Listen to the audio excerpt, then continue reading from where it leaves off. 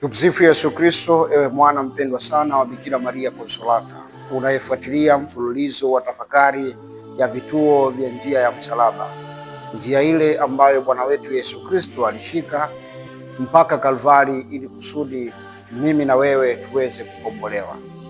Katika Ijumaa hii ya pili ya Kwaresma 2026, ungana nasi ili tuweze kutafakari kwa pamoja kituo cha 3 na kituo cha 4 cha njia ya msalaba, ili uweze kuona mafundisho mbalimbali ambayo vituo hivi vya njia ya msalaba vimebeba, mafundisho ambayo yatauisha imani yetu na kutufanya tuwe wapya baada ya Kwaresma hii.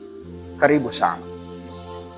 Katika kituo cha 3 cha njia ya msalaba tunamwona Yesu ambaye anaanguka kwa mara ya kwanza na msalaba. Ndugu zangu, tunakumbuka kwamba katika kituo cha pili tulisisitizana sana umuhimu wa kuchukua misalaba yetu au wajibu zetu au majukumu yetu ya Kikristo kwa hiari, tukimwiga Kristo ambaye katika kituo cha pili alichukua msalaba kwa hiari ili kusudi kutukomboa. Lakini tendo hili la Kristo kuanguka katika kituo cha 3 kwa mara ya kwanza linatukumbusha kuwa wakati fulani misalaba hiyo, majukumu hayo ambayo tumeamua kuyachukua kwa hiari tukimwiga Kristo katika kituo cha pili, wakati fulani huwa si rahisi, huwa ni mazito, huwa yanatuchosha na kutudhoofisha, na kiasi kwamba tunaanguka chini kama Kristo alivyoanguka katika hichi kituo cha 3.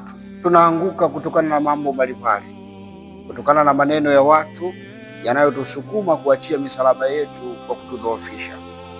Kristo alianguka kwa sababu alikuwa akipigwa na Wayahudi, alikuwa akizomewa na kusukumwa huku na huku.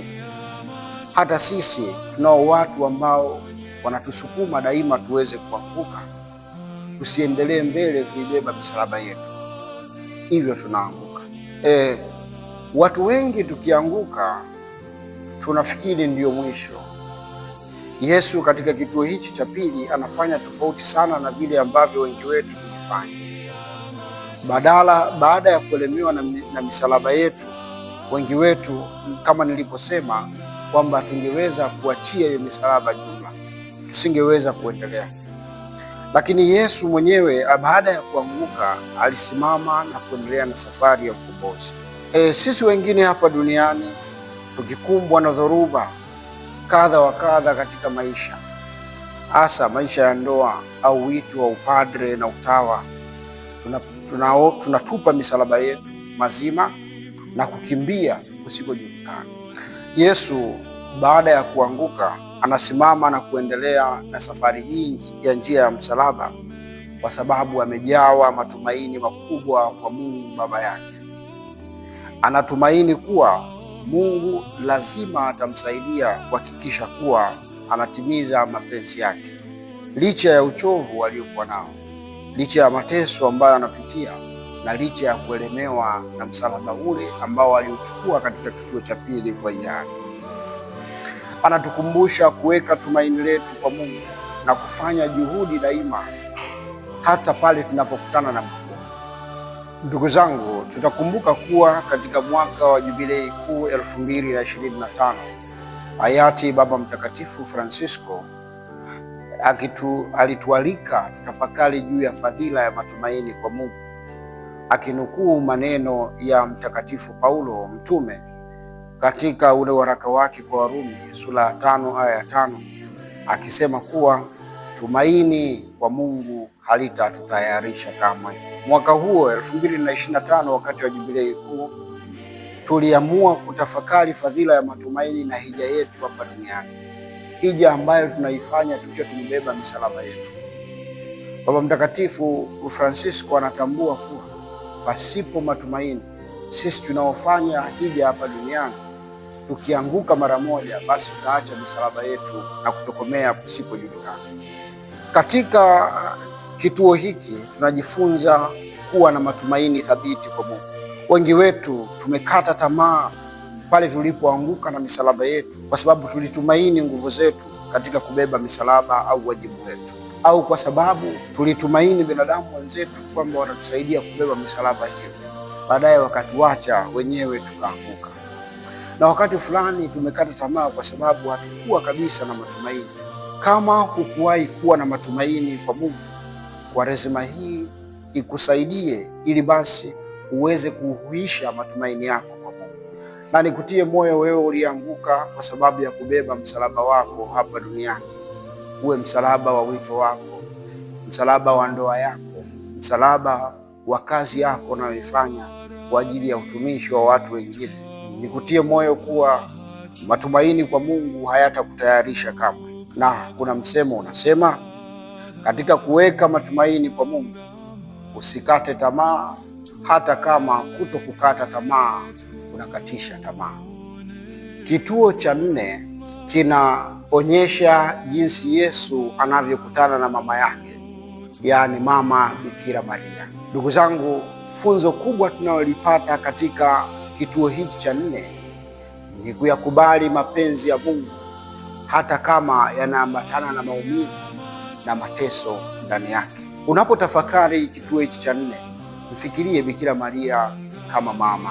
Mfikirie Bikira Maria kama mama ambaye anamuona mwanaye taabuni. Na wakati huo huo, kumbuka ule msemo wa wahenga unaosema uchungu wa mwana aujuaye ni mzazi.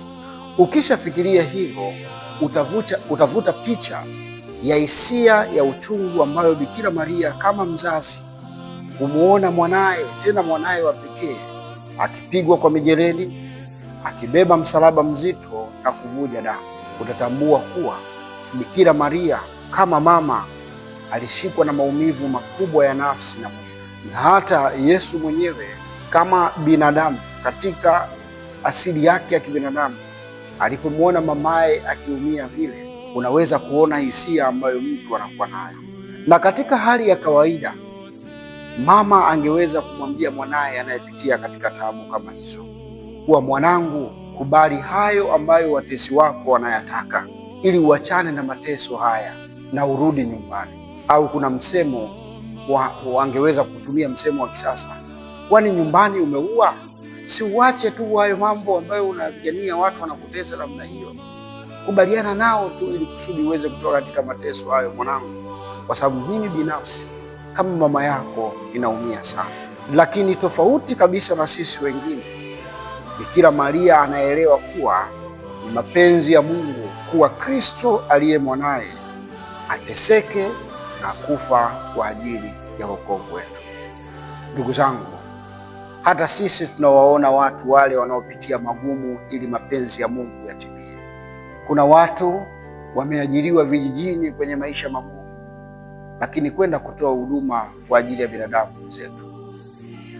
Na hayo ni mapenzi ya Mungu kuwa wafanye majukumu yao ya kidaktari, majukumu yao kama walimu, majukumu yao kama maafisa ugavi na mambo mengine huko vijijini. Wanapitia magumu kweli, lakini kwa ajili ya mapenzi ya Mungu. Sisi mara nyingi tunatenda tofauti na Bikira Maria. Tunawaambia, kwani nyumbani uliua? Si uachane na hiyo kazi, kwani wanakulipa shilingi ngapi?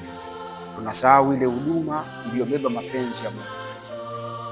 Lakini kuna familia zimebahatika kuwa na ndugu mapadre na watawa wa kike na wa kiume wanaofanya kazi katika mazingira magumu, mazingira ambayo katika hali ya kawaida ungemwambia ndugu yako kwamba huu wito haukuwa wako.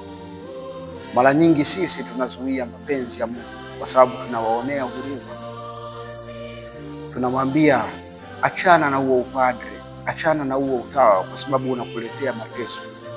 Tumeshindwa kuelewa kile ambacho Bikira Maria alikielewa, kuwa lazima kuyakubali mapenzi ya Mungu hata kama yanaambatana na maumivu moyoni, ili kuruhusu mapenzi ya Mungu yaweze kutimia. Tukiwakuta watu wanaoteseka kwa ajili ya kutekeleza mapenzi ya Mungu, ni jukumu letu kama Bikira Maria kuwatia moyo na sio kuwatoa katika mstari wa wao kufuata mapenzi ya Mungu. Licha ya magumu yake ambayo wanayapitia, licha ya mateso ambayo sisi tunayapata kwa kuwaona ndugu zetu katika hali ile. Kwani Bikira Maria angeruhusu huruma yake na maumivu yake kama mama yamuondoe Yesu matesoni, mimi na wewe tusingalijivunia ukombozi wetu na imani tuliyokuwa nayo sasa. Tumsifu Yesu Kristo.